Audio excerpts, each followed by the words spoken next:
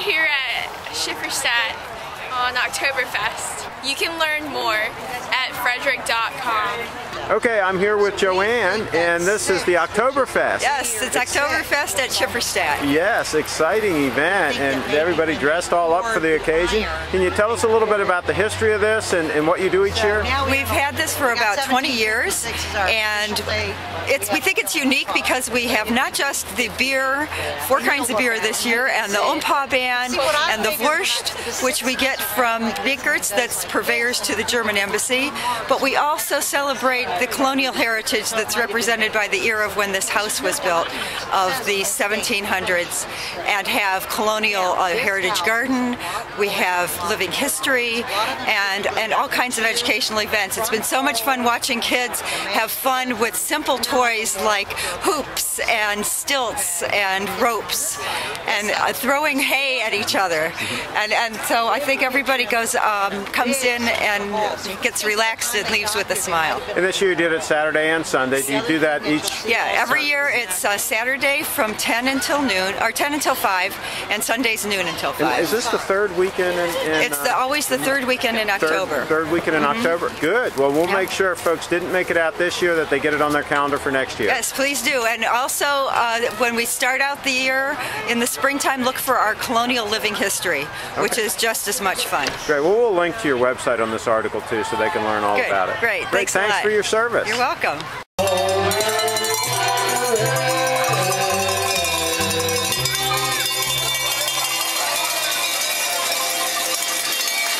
Here, and Barley and Hops is serving up some beer right now. We'll take a look at this. Look at that. That's beautiful. That's gorgeous.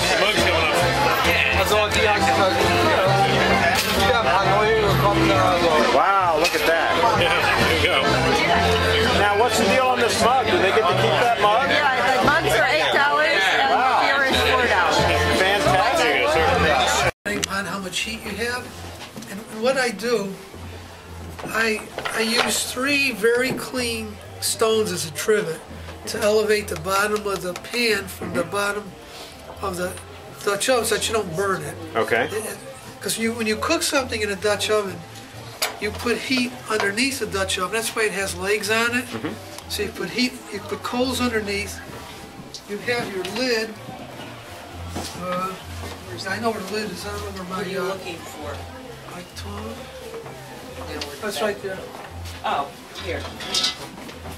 So the way this thing would cook, I just have it up here to demonstrate to folks what it looks like as it's cooking. But had we been cooking this, it'd be on the hearth. There'd be coals underneath it. This lid. This lid would be on top. You would draw coals from the fire, place them. You place them on your hearth. Then you put the Dutch oven on top of the coals. Then draw off more coals from the fire, put them on top of the lid, so you have heat bottom and top. Okay. And it acts as an oven, and it would just generate enough heat to bake it in 30 to 45 minutes. It's a great recipe, and you know it's done when the top of the corn pudding's like a golden brown. It'll be very firm, golden brown, and you're done. The other thing we tried to cook today before our fireplace quit drafting on us and this room was full of smoke was a string chicken, which is a very primitive type of rotisserie chicken. The string acts as the rotisserie. Sure. You wind it, and it'll reverse itself. And it'll keep going back and forth. Yeah. Yeah, that's an ingenious way to get the job done. Yeah. It'll just keep going back and forth. The fire is behind the chicken. We don't cook on top of the fire because it'd be too much heat and the chicken would burn. Okay.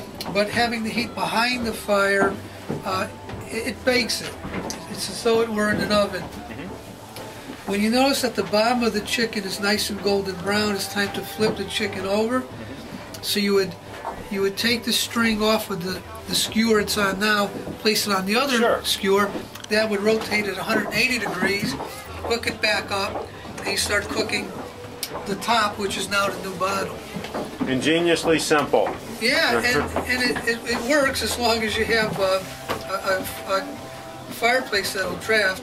Song that's called Die Weiße Birken. This song's about the homeland. It's about those three white.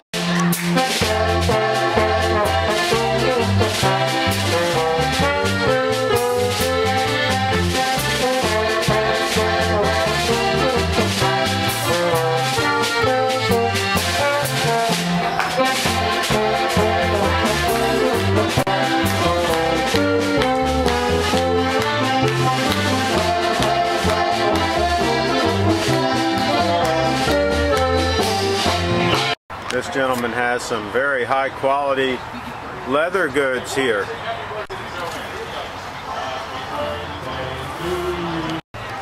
And this gentleman's finishing this belt right here. Belt that I picked right off of the rack here. And he's custom making it the correct length and finishing off the end right here in just a couple of minutes time.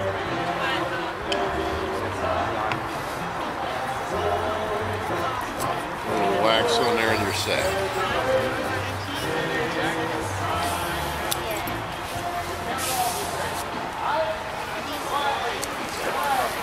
Okay. And here they have some beautiful hand-woven items that the hospice of Frederick County is selling to help raise money to help that fine establishment.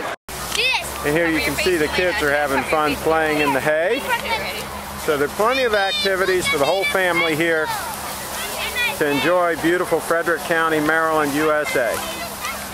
And the grounds also becomes a little flea market, and they're selling all these beautiful items.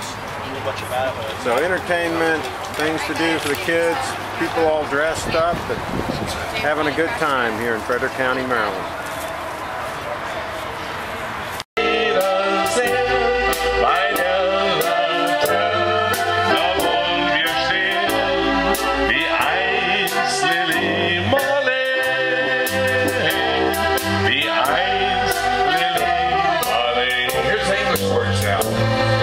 Underneath the lamplight by the barracks gates, darling, I remember the way you used to wait.